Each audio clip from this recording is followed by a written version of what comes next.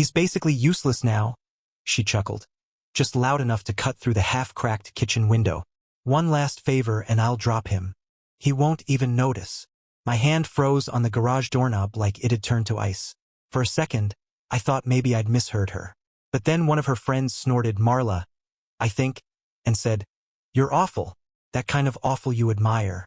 And Denise, my wife of 27 years, just laughed louder. I mean, look at him. He thinks helping with the integration project makes him important. Please, I'm VP now. Once this rolls out, I'm done babysitting. I didn't open the door, didn't yell, didn't even breathe for a second. I stepped back down the stairs like a ghost retracing his own footprints. Jacket forgotten in the garage. The house lights spilled gold through the blinds behind me as I walked to the truck, climbed in, and shut the door gently. That's the thing no one ever talks about. How quiet betrayal can be. No gunshot, no screaming, just stillness, like a dropped glass you're waiting to hear shatter. My phone was already in my hand before I realized what I was doing. I scrolled past the usual suspects. My brother, my old boss, the neighbors, until I hit the name I'd saved under a random acronym. NTI Sync Lead. I pressed call. 3 rings. Then, Alan? Everything okay? I stared at the dark driveway. Denise's laughter floated through the walls again. It's Alan. I need to see you tonight. It's urgent. He didn't ask questions. Just gave me a location and a time. 10:30. Diner off Route 28. I hung up, rested the phone on the dash. That's when the full sting hit. This wasn't just some flirty joke or venting. This was planned, cold, strategic. She'd been grooming me like a dumb golden retriever who still thought he had a job guarding the house, while she was handing the keys to the thief. I looked at my own hands. They still had calluses from wiring server rooms in the late 90s. Still steady enough to run diagnostics that her whole company depended on. But yeah, useless. More than 97% of people who find stories like this never hit subscribe.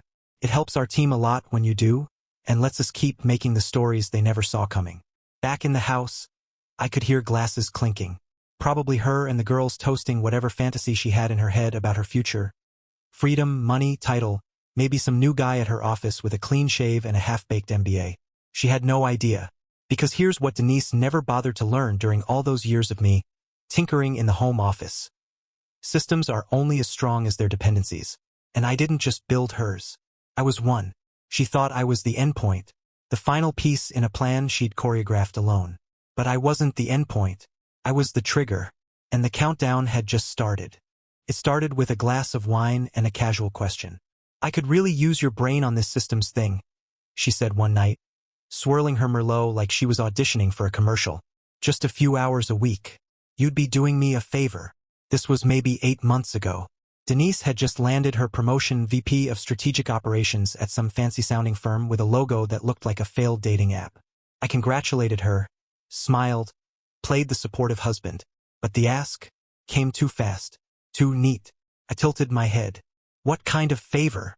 "Oh, just some back-end logic for the new client portal. They're integrating with our API. You know this stuff better than anyone. You want me to work for you?" I asked slow. She laughed, high and airy. "No, God, not for me. For us, it's nothing big, Alan. You'd just be helping behind the curtain. You're not doing deliverables. Just smoothing some bumps." I nodded, let her talk, drank my beer. But inside, something itched. I told her sure, on one condition. I'd deal directly with the client's IT liaison, not through her. She squinted at me like I just suggested she file our taxes in crayon. "Why?" "I like clear communication," I said. "Too many cooks otherwise." She rolled her eyes, assumed I was being difficult. She'd always thought I was overly formal. "Fine," she muttered. "Do your old man thing." Here's what she didn't know. That client? 10 years ago, I'd rescued their entire infrastructure from a ransomware attack during a merger. They still had my number. Still remembered the guy who slept in their server room for 72 hours straight eating vending machine peanuts and writing shell scripts on a borrowed laptop. When they saw my name come through their contractor intake system, they called me directly. "Is this the same Alan Kravitz from the Denver incident?" "Still alive," I said. "Still paranoid." We met, quietly, in person, signed a strict NDA. They looped me into their architecture team, not as a favor, but as a retained consultant. Meanwhile, Denise thought I was helping her with some light code review. I let her believe it. She'd forward me half-baked diagrams, ask vague questions, send me corporate jargon like ecosystem alignment and multi-threaded vision mapping, like it meant anything. I clean it up, send back workable solutions. Then separately, I'd flag concerns with the actual client, issues her team never saw. And then one day I saw the presentation slides. She'd accidentally left them open on her laptop while she was in the shower. Quarterly integration roadmap. All my work, my dependencies, my optimizations, except scrubbed of my name. Not a trace. That's when the resentment turned into something colder, sharper. She wasn't just borrowing my skills. She was laundering them. But here's where things get fun. The company she worked for? They had no idea her husband was also the guy their client was quietly paying 6 figures to build out the entire integration logic tree. They didn't know their new VP's strategic brilliance was being spoon-fed by the same man she called irrelevant behind his back. And I wasn't violating the NDA either. If anything, she was. I started documenting dates, times, code versions, file metadata. Every time she reused a solution I gave her, I made a note. I wasn't angry. I was preparing. Because Denise wasn't wrong. I was doing one last favor. Just not for her. The email blast hit at 9:03 a.m. A forwarded screenshot popped up on my phone even before Denise mentioned it. Subject: please welcome our new VP of Strategic Operations. There she was, Denise G. Kravitz, grinning in a blazer I'd never seen before, standing next to the CEO like she'd just landed on the moon. The caption beneath the photo read, "A proven leader with visionary insight and a bold grasp of scalable systems strategy." I nearly laughed into my coffee. Bold grasp? She once asked me what middleware meant, then tuned out halfway through the answer. She didn't come home until after 8. Walked through the door like she was gliding on air, lips still glossed, some fancy wine in hand. "They're giving me an assistant," she said. Finally. I raised an eyebrow. "That's great. You know what's even better?" she continued, slipping her heels off like she just danced at Carnegie Hall. "They loved my integration roadmap. I presented it at the board meeting today. They clapped." I sipped my drink. "They clapped for you or for the roadmap?" She waved me off, already texting someone. "Don't be petty. It was a team effort, right?" The team being me, a 3-week timeline, and 2 sleepless weekends while she was in Tahoe at a networking retreat. I didn't push it, didn't poke. But the next night, something slipped. She was on the phone with Marla again. Loud, wine-warm voice echoing down the hall. "Oh, Alan? He's my sweet old dog," she giggled. "Still has some bark, I guess. But he's been useful. Got me through the system rollout. Now it's my show." I stood in the hallway, just out of view, staring at the painting we bought on our honeymoon. Some ocean scene. Waves breaking against rocks. She'd always hated it. I loved it. I wondered then, had she ever liked it? Or was it just one more placeholder until she upgraded? A week later, I got confirmation. She came into my office, leaned against the doorway like a manager about to offload a burdensome intern. "You've served your purpose, Elle." Just like that. She said it with a smile, like she was doing me a kindness. "You should think about early retirement. Travel. Work on that basement project. You've earned it." I set down the circuit diagram I was annotating. "Retirement. You've done enough. Let the next generation take over. You don't have to keep tinkering just to feel useful." That's when it hit me, not just the insult but the sincerity of it. She believed she was being generous. That she was offering me an elegant off-ramp from a road she was certain I couldn't drive anymore. I looked at her. Really looked. Her blouse still had the tag tucked inside. She'd always been careless with small things. And the lipstick on her teeth. Faint, but there. Her assistant probably didn't dare point it out. I smiled. "You're right. Maybe it is time." She looked surprised. She expected a fight. Or maybe tears. But I gave her neither. Just a soft nod and a glance toward the open window. Because what she didn't know, what she never thought to ask, was that earlier that same day, the client had sent over their new internal rollout schedule. Based on my adjusted timelines, my documentation, my model, and it didn't match the one Denise had just presented to the board. At all. She thought she'd taken her big leap, that the landing was already padded. But in her arrogance, she'd done the one thing she always warned others not to do. She stepped onto a platform she didn't build.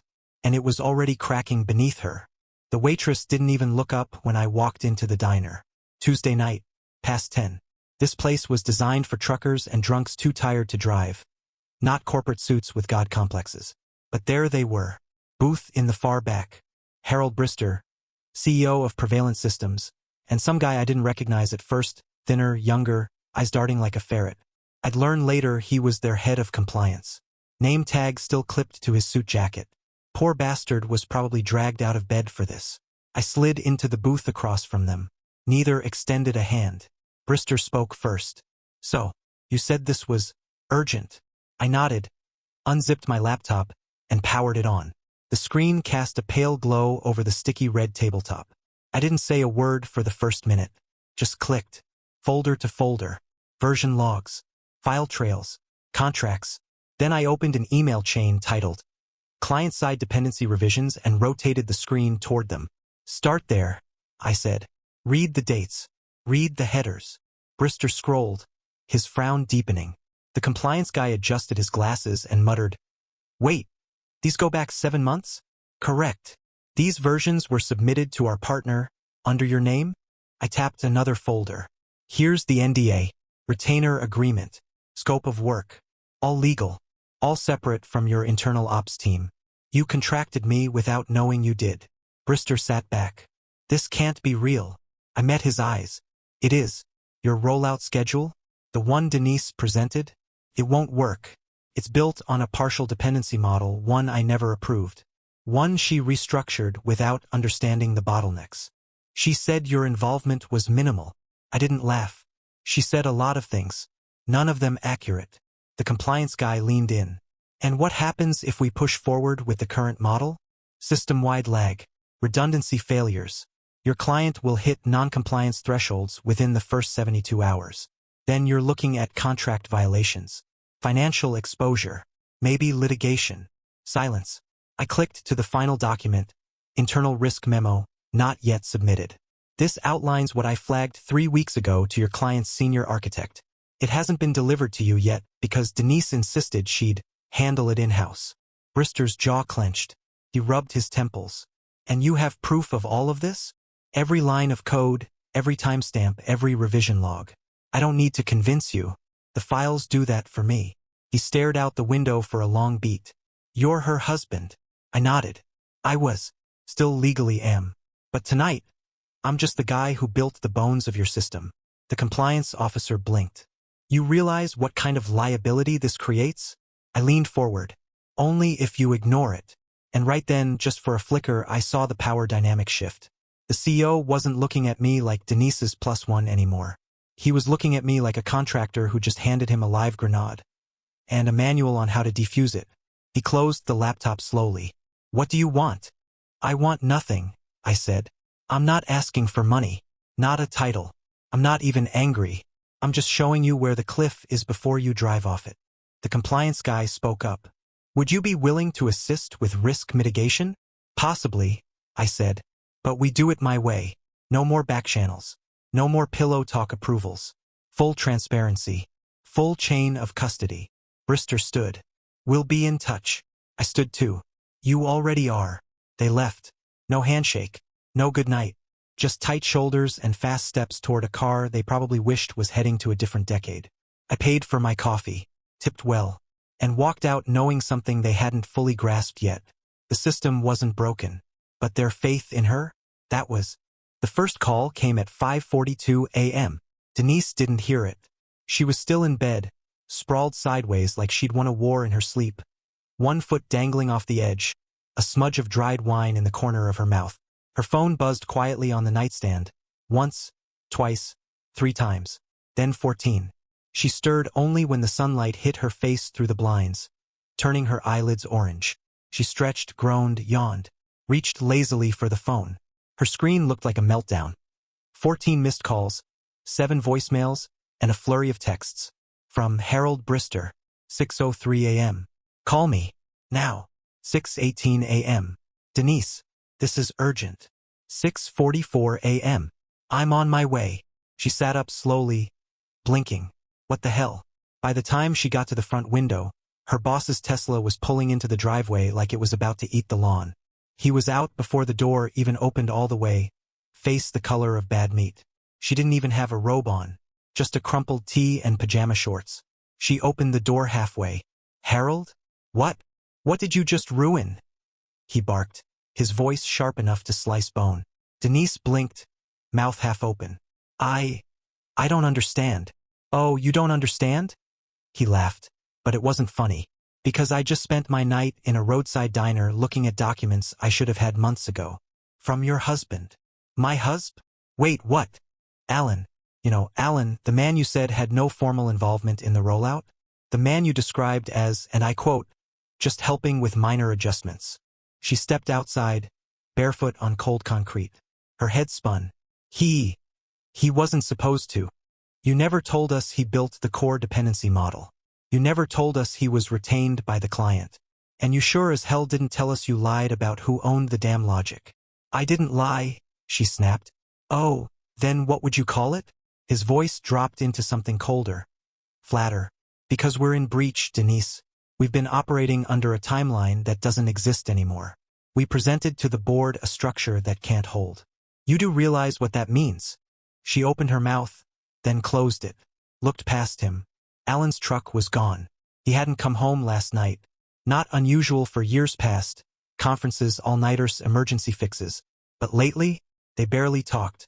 Still, he never just vanished. She grabbed her phone and hit his name. Straight to voicemail. "Alan, call me. Now, please." Harold stared at her like he'd never actually seen her before.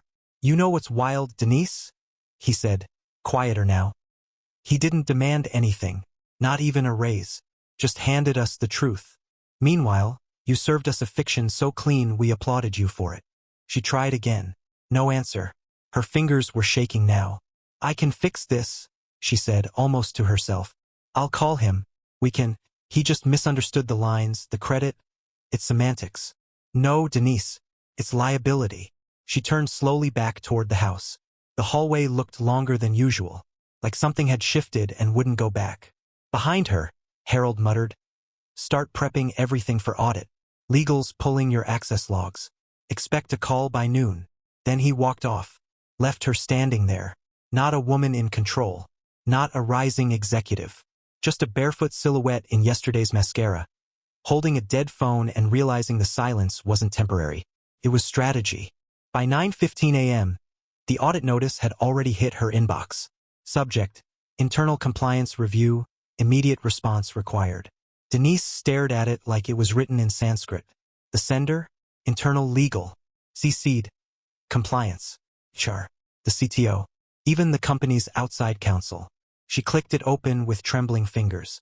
It wasn't a question. It was a summons.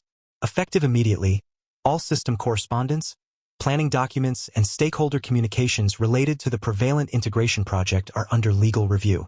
Your access to technical repositories has been suspended. You are expected to remain available for interviews and provide all relevant documentation upon request. Her cursor hovered over the company chat icon. She thought about pinging her assistant, but stopped. Instead, she checked the audit access log. Alan's name appeared in the first pulled email. Subject line: Stability Protocol for Node Failover. From Alan Kravitz. Date: 5 months ago. She clicked it open. He had written a full breakdown with annotated code and diagrams, detailing a load balancing strategy that was now embedded in their production pipeline. The email was CC'd to Denise. She had never even opened it. There were more. Each email they uncovered told the same story. Quiet technical insights, clear logic, actionable suggestions. And Denise's replies? 2 words, max, or nothing at all. The chat logs weren't any better. They found a meeting recording from 6 weeks earlier, her big pitch to the product team.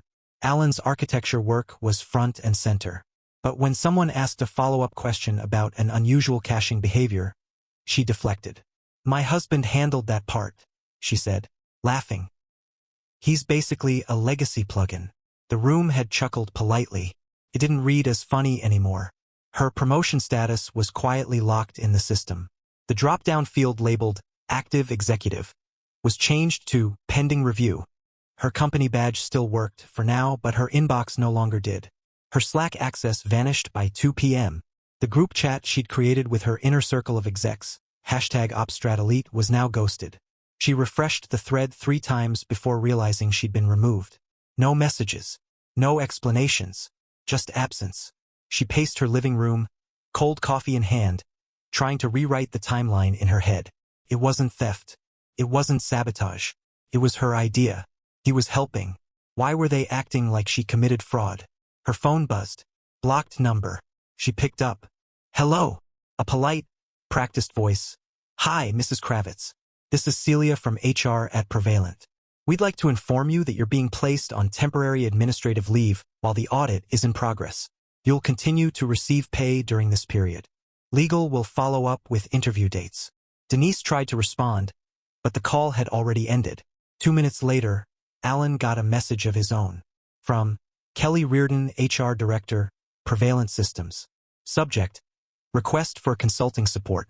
Dear Mr. Kravitz, in light of recent developments and your previous contributions to the Prevalent integration, we would be honored if you would consider supporting our risk mitigation strategy during this transition.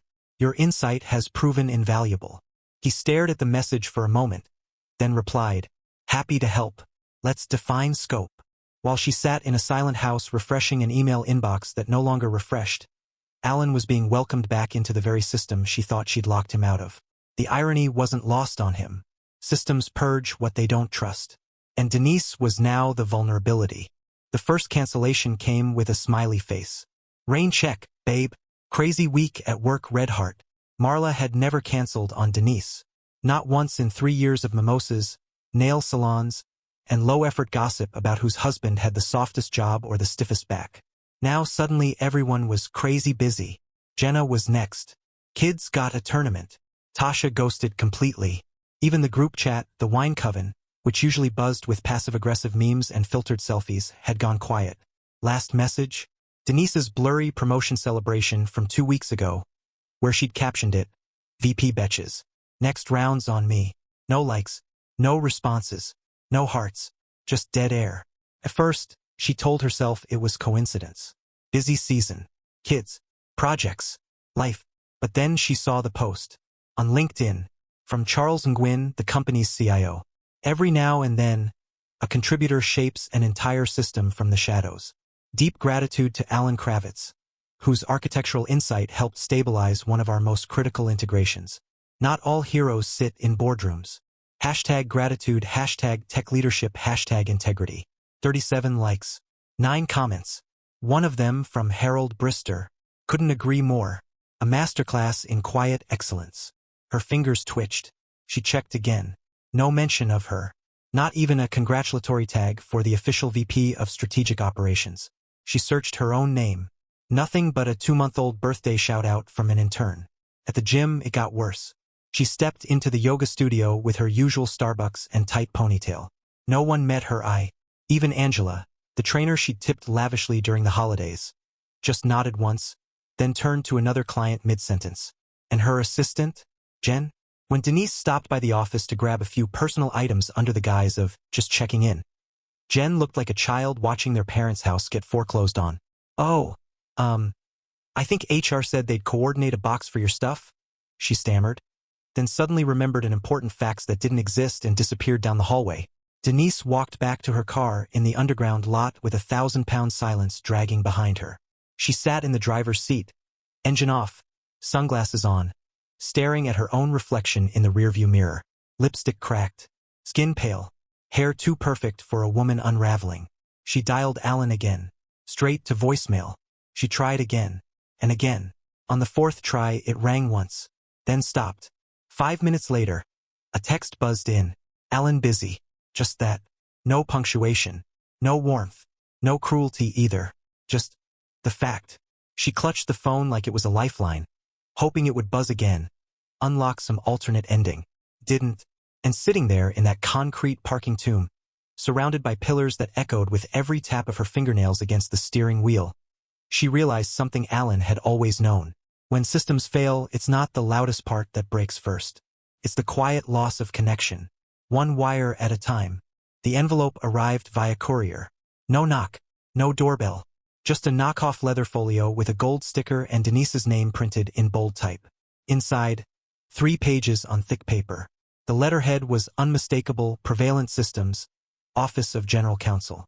She read it standing in the kitchen, coffee gone cold on the counter, wearing the same sweatshirt from 2 days ago.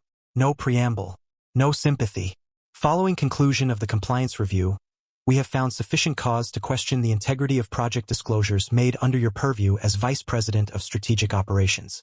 Specifically, the misrepresentation of key personnel involvement and the concealment of external dependencies has resulted in significant institutional risk.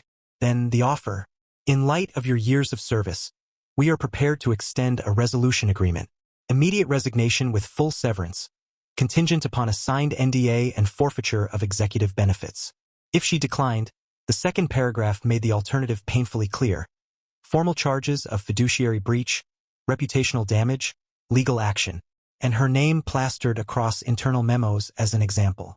She read it twice, then again. Her eyes stung, but not from crying. That part was done.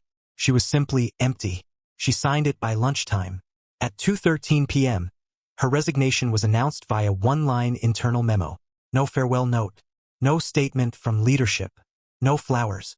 At 4:47 p.m., Alan's phone lit up with a message from Harold Brister. Alan, your work was exceptional. We'd like to retain you long-term. You name the rate. Remote.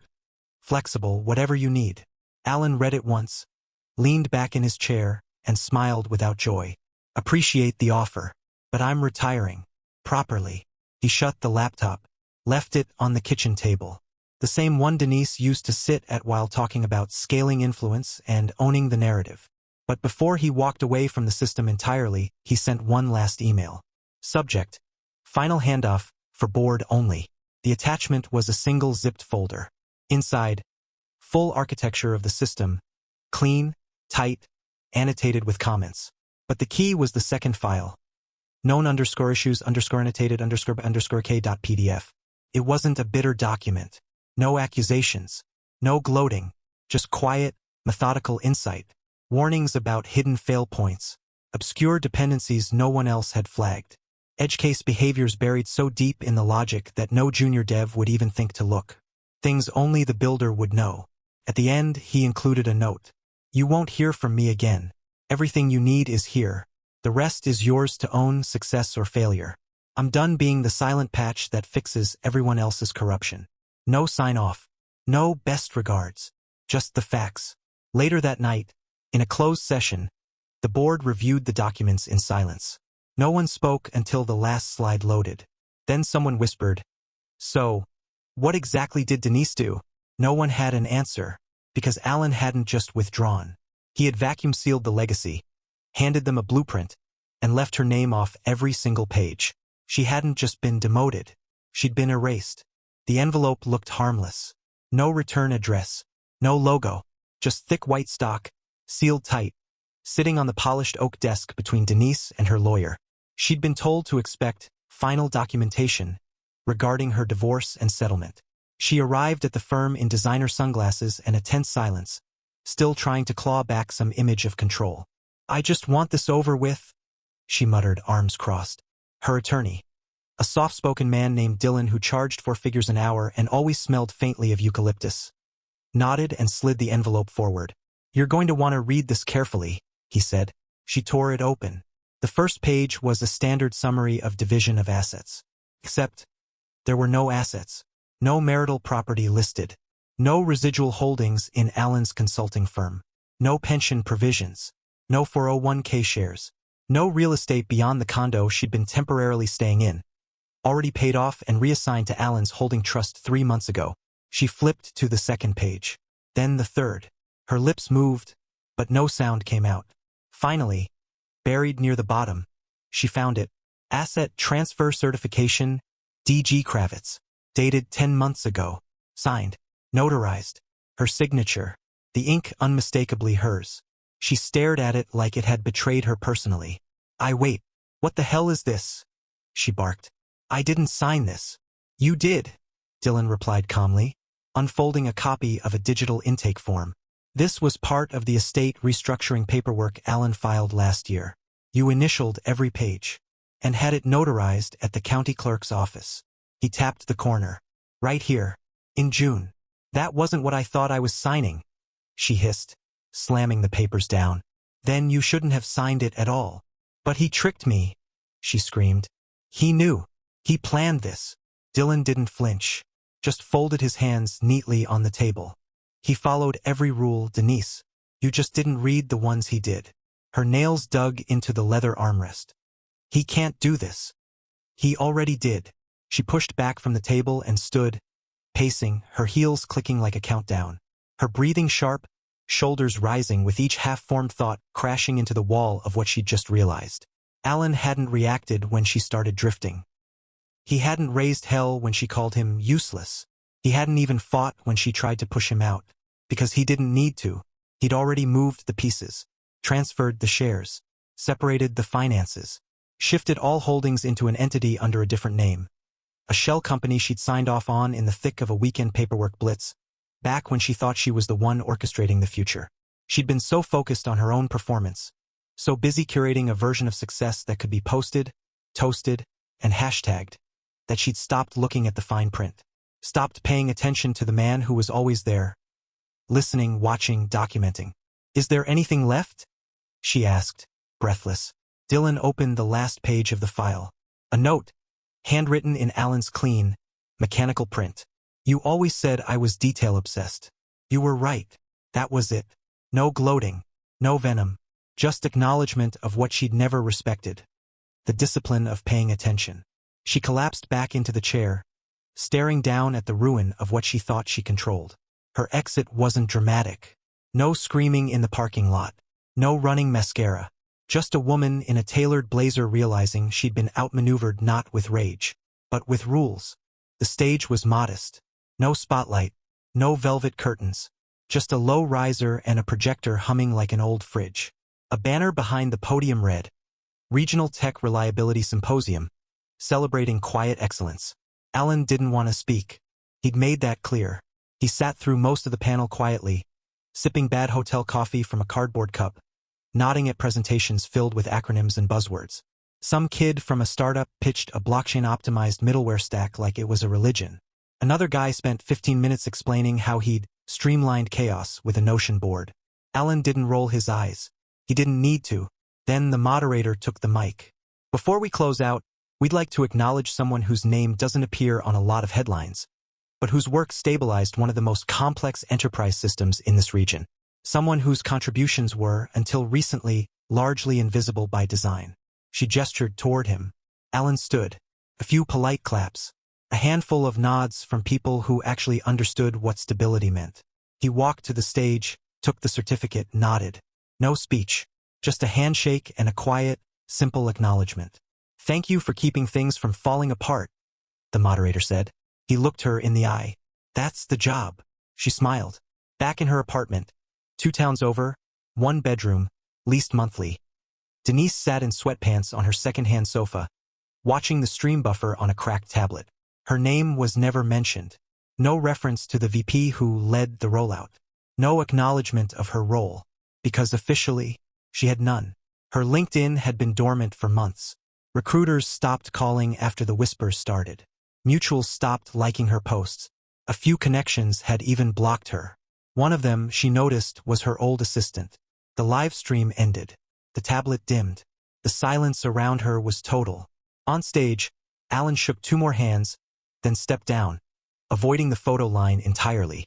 He walked out a side door into the hallway, past stacked chairs and catering trays, until he reached a quiet corridor overlooking the parking lot. He leaned on the railing, closed his eyes. Not victorious, not vindicated, just done.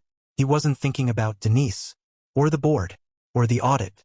He was thinking about a cabin upstate, about rebuilding a workshop, about maybe teaching again just local kids part-time, maybe even writing down a few things that had been rattling around in his head for too long. He'd carried systems through power failures and ego collapses, carried a marriage longer than it deserved. Now, finally, there was nothing left to carry. He took a deep breath. The air tasted like coffee and dust and freedom. Then he walked down the hallway. No applause, no send-off. Into whatever came next. And behind him, nothing. No drama. No trace. Just absence. Exactly the way he'd planned it.